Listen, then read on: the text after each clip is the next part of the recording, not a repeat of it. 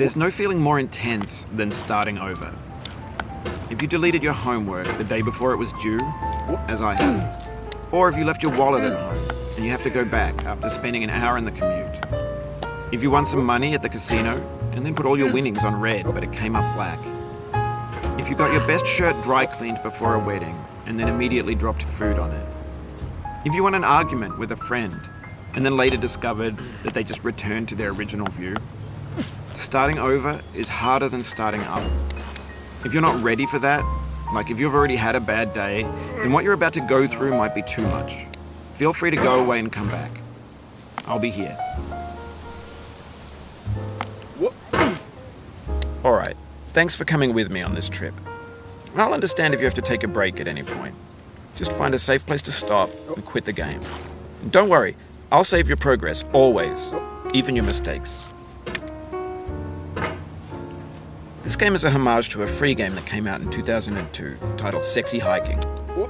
The author of that game was Jazzuo, a mysterious Czech designer who was known at the time as the father of B games. And B games are rough assemblages of found objects. Designers slap them together very quickly and freely, and they're often too rough and unfriendly to gain much of a following. They're built more for the joy of building them than as polished products. In a certain way, Sexy Hiking is the perfect embodiment of a B game. It's built almost entirely out of found and recycled parts, and it's one of the most unusual and unfriendly games of its time. In it, your task is simply to drag yourself up a mountain with a hammer. And that act of climbing, in the digital world or in real life, has certain essential properties that give the game its flavor. No amount of forward progress is guaranteed. Some cliffs are too sheer or too slippery. And the player is constantly, unremittingly in danger of falling and losing everything.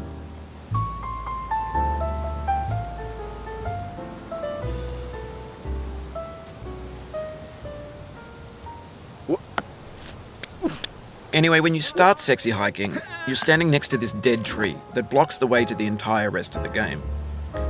It might take you an hour to get over that tree, and a lot of people never got past it. You prod and you poke at it, exploring the limits of your reach and your strength, trying to find a way up and over. And there's a sense of truth in that lack of compromise.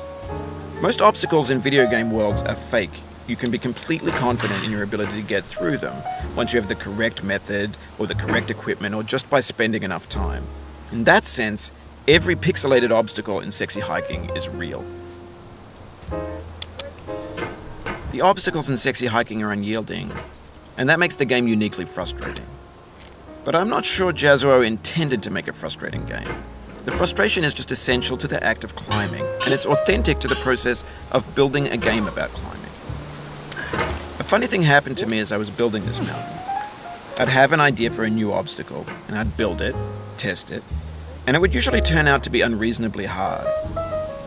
But I couldn't bring myself to make it easier. It already felt like my inability to get past the new obstacle was my fault as a player rather than as a builder.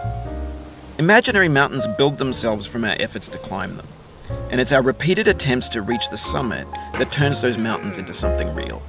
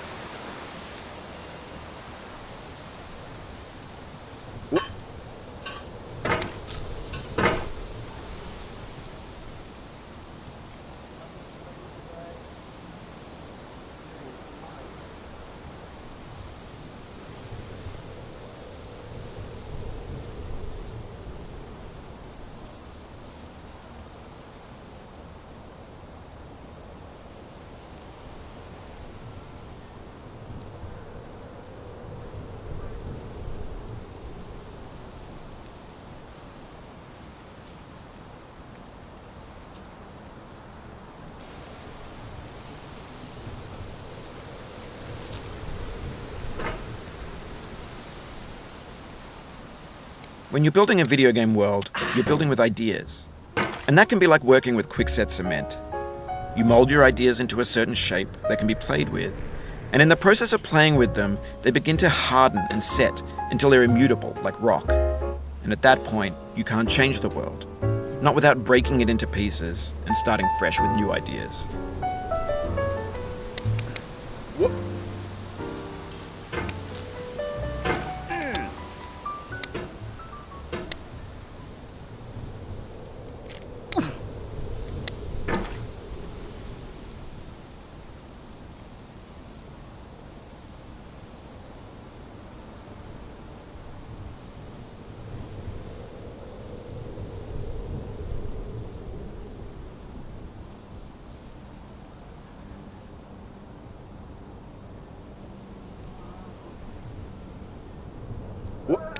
For years now, people have been predicting that games would soon be made out of prefabricated objects, bought in a store and assembled into a world. And for the most part, that hasn't happened, because the objects in the stores are trash. I don't mean they look bad or that they're badly made, although a lot of them are. I mean they're trash in the way that food becomes trash as soon as you put it in the sink. Things are made to be consumed and used in a certain context, and once the moment is gone, they transform into garbage. In the context of technology, those moments pass by in seconds. Over time, we've poured more and more refuse into this vast digital landfill that we call the internet. It now vastly outnumbers and outweighs the things that are fresh and untainted and unused. When everything around us is cultural trash, trash becomes the new medium, the lingua franca of the digital age. You can build culture out of trash, but only trash culture. B games, B movies, B music, B philosophy.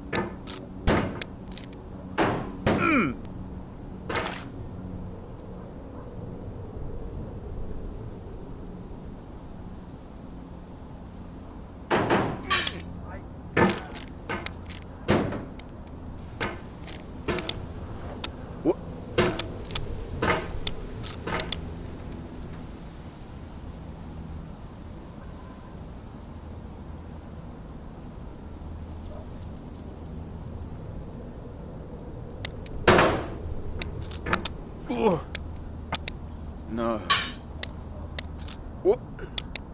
Maybe this is what digital culture is. A monstrous mountain of trash, the ash heap of creativity's fountain. A landfill with everything we ever thought of in it. Grand, infinite, and unsorted.